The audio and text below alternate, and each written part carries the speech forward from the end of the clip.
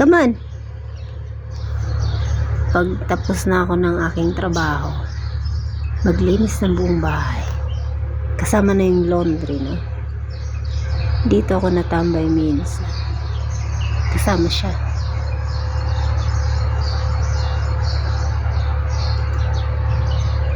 Tinan mo, mupo din siya.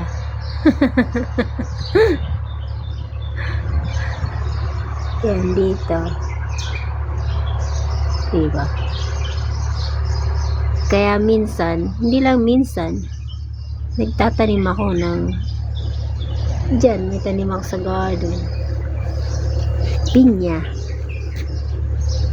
Come on, biscuit. Yan siya. Kung wala siya, boring. After maglinis lahat sa bahay. Ito yung buhay OFW. Yan. Pakita ko sa inyo yung tanim ko. Lagi ko naman kayo na-update ang tanim ko. Yan yung aking kamote. Ang ganda na niya. Padadamihin ko siya Ayan. Ang ganda ng posisyon niya. Ayan. Sabi ko magwiwi siya. Pwede kayo nag-lie down siya. Luko talaga to si Biscuit. Biscuit! Come!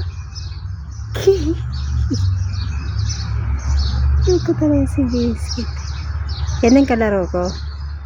Pagkatapos ko ng lahat. Habang inaantay ko yung aking mga amo.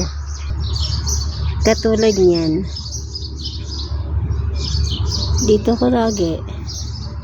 Ang lalaki na naman niya. Oopsie. Kailangan ko siyang tanggalin kasi meron na naman siyang insect na nanginginain. Kinalbo ko na siya Ginawa ko na siyang pesto sauce. Yan na dami na naman yung dahon. Tulad nito. Kailangan ko siyang tanggalin. Kasi ito mga to, galing to sa kanya. Ganyan. Galing yun sa kanya. Katulad nito. Ito pala yung mga seeds na pwedeng itanim. Ayan na siya. Mali siya doon, nagsasunbathing siya. Tapos ayan, binublower kasi ng hardinero namin, kaya napunta siya dyan. Doon ko siya nilagay. Hindi siya napunta. Pero tumubo siya. Kuhanin ko siya soon pagka transfer ko siya somewhere. Eto, nakakatuwa. Kasi may bunga na siya. Yan ang bunga niya. Kakatuwa, no? Ayan, ang dami na nilang bulaklak. Ayan, siguro mga bunga na yan. Akala ko siling labuyo siya, hindi pala. Dami ko kasing pinatubo na ganyan. Hindi ko alam kung kamatis to or what. Hindi ko alam.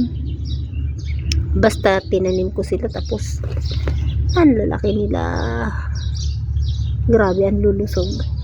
Ano lang pinandidilig ko sa kanila, yung pinanghugas ko ng bigas, yan lang. Tapos yung mga fruits na, alam mo yan,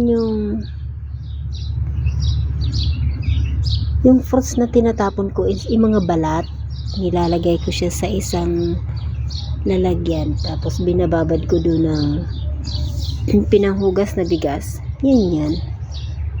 Ito natigok na lang. Hindi ko alam kung magsusurvive siya. Kasi nilagyan ng fertilizer dun sa dyan Kaya yan tigok siya.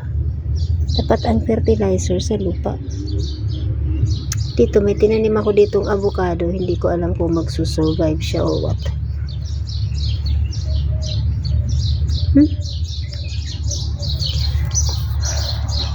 Saan na yun?